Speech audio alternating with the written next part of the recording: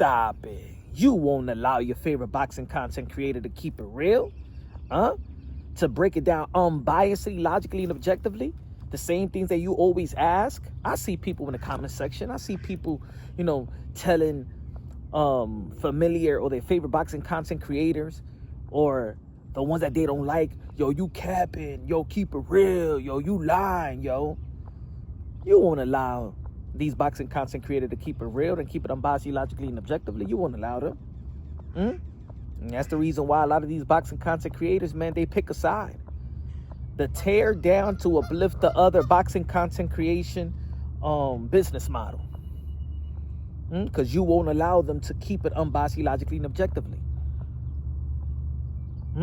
You won't allow them to just put everything on the table and let's just keep it all the way real, right? At the end of the day, man, I understand that a lot of boxing content creators, they created the channel because they love the sport of boxing, right? And you follow these channels, or you started to follow and walk into this community in the YTBC and X formerly known as Twitter, on IG, on boxing content creation, comment section, or panels, because you love the sport of boxing. A lot of these debates in the sport of boxing it's not even uplifting the fighters. They got actually debating about you. It's who could diminish, who could devalue that fighter the best. And whoever diminishes the other fighter better wins the debate. What that does for this community, what that does for the particular fighters, especially accomplished fighters, because we only debate accomplished fighters, right? It's almost like, yo, look at Bud Crawford and look at Earl the True Spence, and Bud Crawford hasn't done this, and Earl Spence hasn't done this, and he hasn't made this much money, or this guy hasn't made this much money, and so it's just going down. It's nothing to uplift these fighters. And that's why, like myself, I don't go out to debate, because it's all about diminishing and discrediting and devaluing these type of fighters, in which this is the sport that I love. I'm not gonna say in the sport everything is perfect, right? But I want subscribers and followers to allow the boxing content creators to keep it to keep it real, to keep it all the way real, because at the end of the day, a lot of these boxing content creators, they worry about the numbers, they worry about the support. So if they talk about, or they have a particular argument or a particular assessment about a fighter that you may not like, and he's giving them credit, and you're gonna be like, I'm unsubscribed to you because you said this about that. Let's keep it real. Look. Let's talk about particular fighters that we all know. And let's just keep it real. Canelo Alvarez is the 4-division world champion, super middleweight, undisputed. You know what I'm saying? Have carried the sport of boxing. Is the face of boxing for the most part of this generation post Floyd Mayweather, right? He's done it all. His resume speaks for itself, right? But being Canelo Alvarez, you're responsible for the sport because you're the face of boxing, right? So when you're the face of boxing, you get the major praise, and you might get the more constructive criticism than most, because you're the king. You're looked upon as the guy, and being the face of whatever sport, just like LeBron James is the face of NBA, right?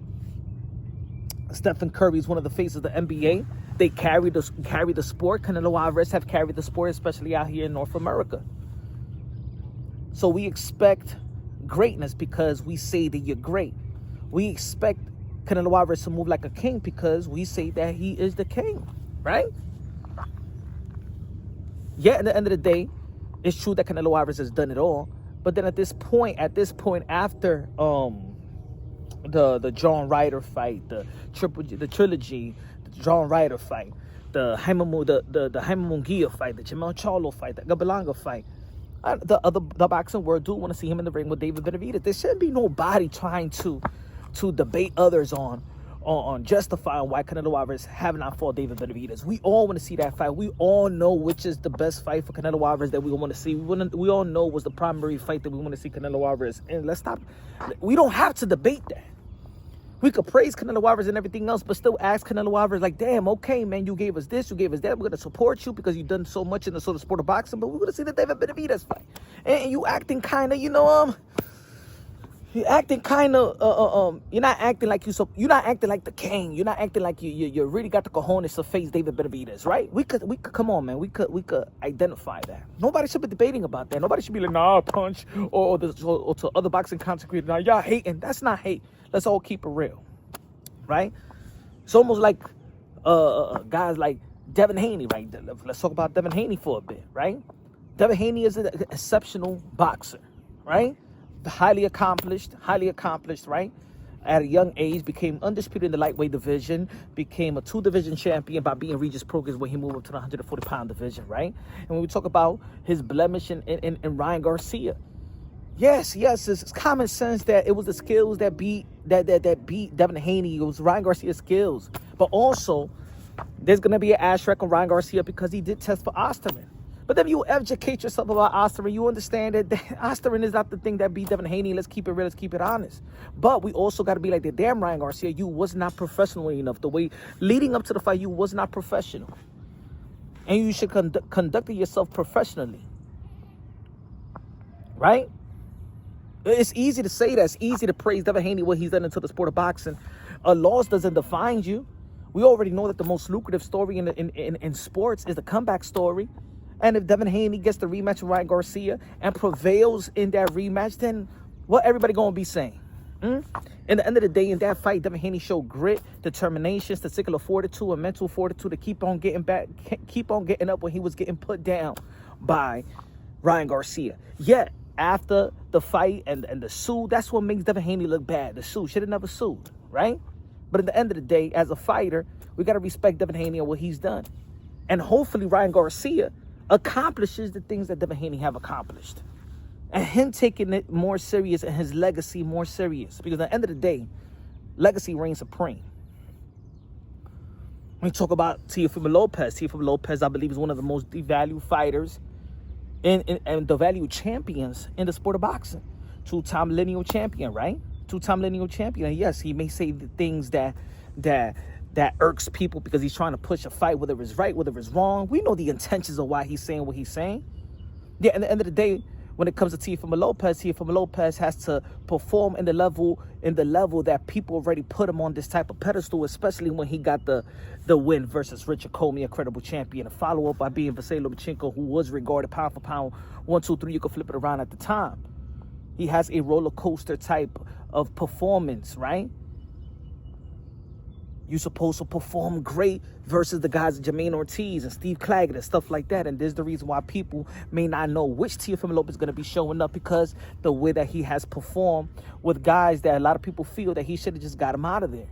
Maybe Teofimo Lopez have spoiled the boxing fans by performing very, very well and beating Vasily Lomachenko at a young age when he was the underdog. And then beating Josh Taylor when he was the underdog. So Teofimo Lopez has to perform to his expectations, to the expectation of the fans, because we've already seen greatness in him. And anything below that, unfortunately, is going to be criticized.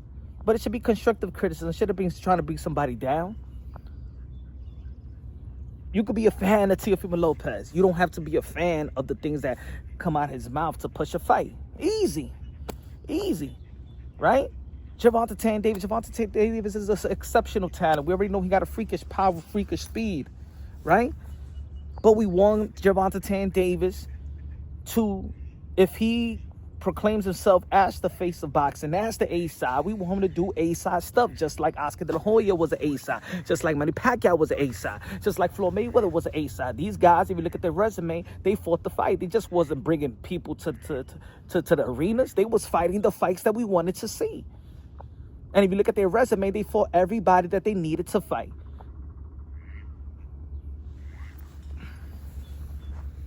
Look at the Charlo brothers. The Charlo brothers are successful twins. How many successful twins are there in all sports? But they are the most hated ones. Why? Why are they hated? Because in activity, I understand. But Jermell Charlo was an undisputed champion and probably the most devalued undisputed champion in the history of the sport of boxing. Why? Why is he devalued? In one of the most competitive divisions in the sport of boxing. Why? Because he was in a division that didn't have a lot of high-profile names, but I told y'all, like myself, that the 154-pound division is the most competitive division, and like we all seen how Bud Crawford performed at 154. Virgil Ortiz almost lost at 154. The Boychuk and Virgil Ortiz fight. The Majamov, the Tony Harrison, the Tim Tszyu, the Ventura, the Brian Mendoza, the Erickson Lubin. You know what I'm saying? Everybody, you know, we saw everybody's vulnerability at 154. We've seen them overcome as well. Right? Jermell Charlo is the undisputed of that division. The same division that Bud Crawford looked like an ordinary fighter versus Masvidal. But also we can't look at just one fight and make a whole assessment of what Bud Crawford is. A 4-division world champion, 2-division undisputed, have beaten everybody they put in front of him. Yeah, when it comes to comparing him with other legendary fighters and their resume, it might not match up. But the beauty about it is that he is compared to those fighters that you had to do something great to even be compared to Sugar Ray Leonard, Floyd Mayweather, Oscar De La Hoya. We are a slave to the past, but so we're never gonna. That's a debate that Bud Crawford is never gonna win, right? Is he better than Floyd Mayweather? Floyd Mayweather better than Duran? It's better no, because we love them so much. It's almost like the Michael Jordan, LeBron James debate. We ain't never gonna say nobody here better than Michael Jordan, right? It's a lot of things, man, that in this community we could give praise and we could give constructive criticism without people saying, you're lying, you're a hater, unsubscribing, I'm unfollowing. Can you allow your favorite boxing content creators or all the boxing content creators to just keep it real? Because if you don't keep it real, you're going to abandon ship just because you listen to something that you don't agree on. Then they're going to start just giving you what you want to hear. And they're just going to capitalize on what you want to hear. They're not going to keep it real about everything else. A lot of these boxing content creators is not keeping it real because you won't allow them to keep it real. Because in the end of the day, it gets to the point when you're doing boxing content creator, and yes, once you're monetized, you look at this like also a business, which is a beautiful thing as well. You have people, your AdSense, you got people donating to the channel, people relying on your boxing takes, people are relying on your breaking news.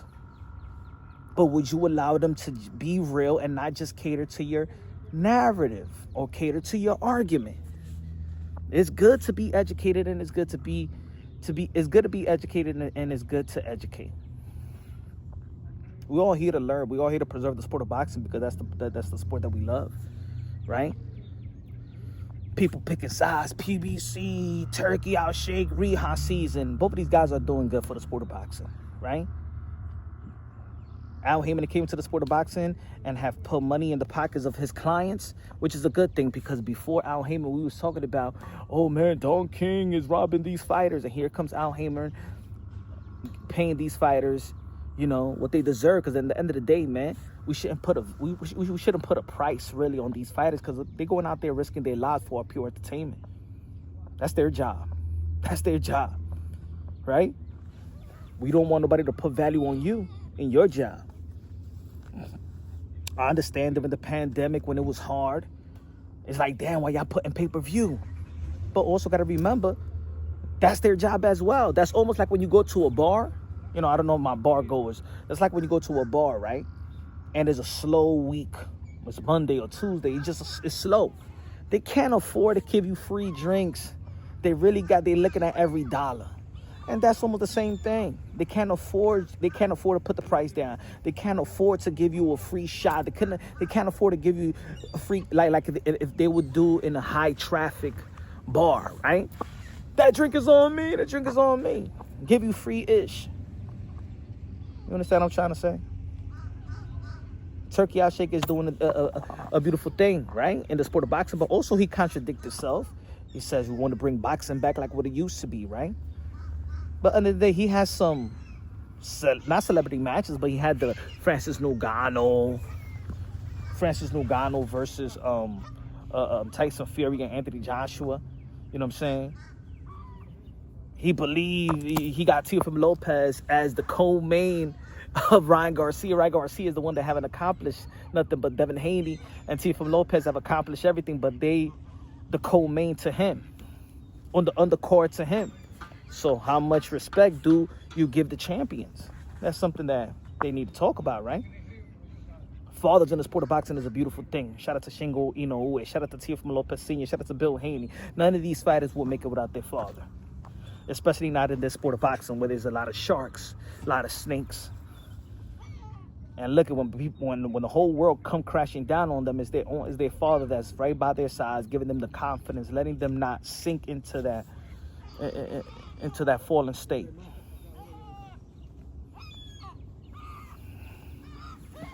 Allow us to keep it real. We're going to keep it unbiased, logically, and objectively. And giving the fighter the benefit of the doubt doesn't mean that you're biased. Giving somebody the benefit of the doubt, that doesn't mean that they're biased. You give somebody the benefit of the doubt because what they have done, the work that they have put in. You understand? So when you give Devin Haney the benefit of the doubt, look at his resume, look at his accomplishment. When you give Teofimo Lopez, look at the resume, look at the accomplishments, look at the Canelo Alvarez. I give him the benefit of the doubt. Yo, he's ducking. He's ducking David Benavidez. But look at what Canelo Alvarez has done, and look at what David Benavidez has done. If Canelo Alvarez retired right now, he's a first ballot Hall of Famer. It doesn't matter what y'all think. First ballot Hall of Famer. I would have loved to see a Demetrius Andre versus Canelo Alvarez and Triple G. If y'all familiar with the channel, I'm probably the only channel that be like, yo, Demetrius Andre should have got the fight, the undisputed matchup between Canelo Alvarez, and a lot of people come to me saying, yo, punch, Demetrius Andre, who did he fight? Forget about who did he fight. He had something that Canelo Alvarez wanted, just like Caleb Plant has something that Canelo Alvarez wanted in 168. You get me? It's not to debate. It's nothing to debate about that. Yeah, at the end of the day, Canelo Alvarez have done so much good that it didn't dent his legacy. I wanted to see the fight, but it didn't dent his legacy. Just like if Canelo Alvarez doesn't fight David Benavidez, it's not going to dent his legacy when it's all said and done. Just like I wanted Triple G and Demetrius Andre. It seems like Triple G is going to be a first ballot Hall of Fame. Is going to be a Hall of Famer, so it didn't dent his legacy. I just wanted to see the fight.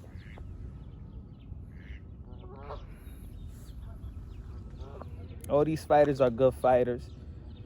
Let's have the constructive criticism to build the sport of boxing, to preserve the sport of boxing, and also allow your boxing content creators to talk about a wider range of boxing, and let them keep it real. Let them say, yo, what if it's a pro Gervonta Davis channel or Devin Haney channel or Canelo Alvarez channel, let those people say, you know what, then Canelo Alvarez, I want Canelo Alvarez to do this, and he didn't do that. Oh, I thought this channel was all good, or you just like the rest of them. No, man. Not everybody in boxing is perfect, but let's preserve those who's in position to grow the sport.